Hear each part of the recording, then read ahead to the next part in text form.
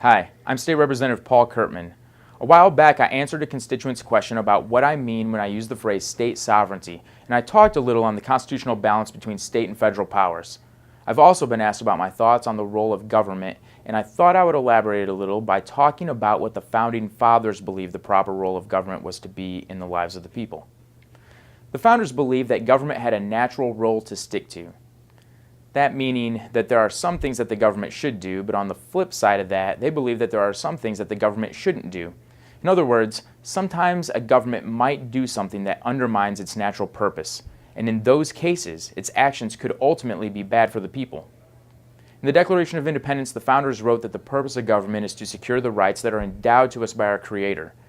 In other words, the foundational role of government is to protect the rights that people naturally have by virtue of existing. Our founders often referred to natural law, the laws of nature, or the laws of nature's God. They reasoned that since we are naturally born under the laws of nature, that our liberty is inherent and therefore, by virtue of existing, we have naturally a right to live free.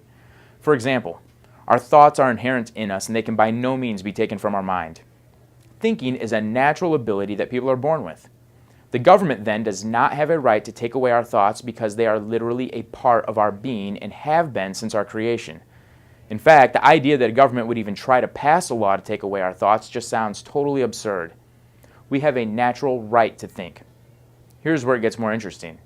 The same God that gave us a mind and the ability to think also gave us a tongue and the ability to articulate our thoughts.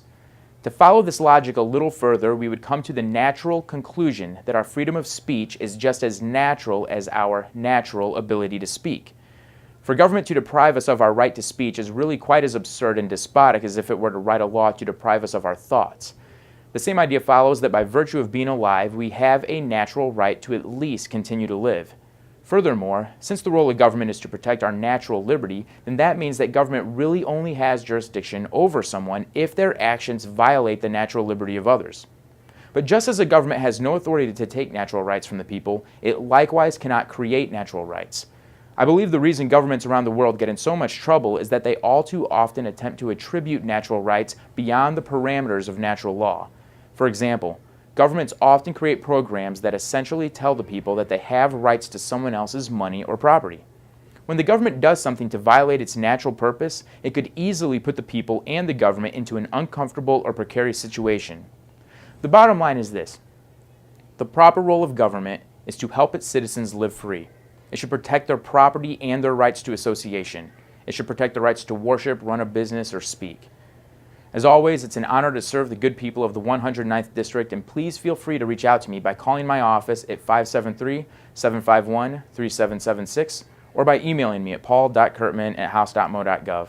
You can find me on Facebook and Twitter at Paul Curtman. Thanks for your time, and God bless.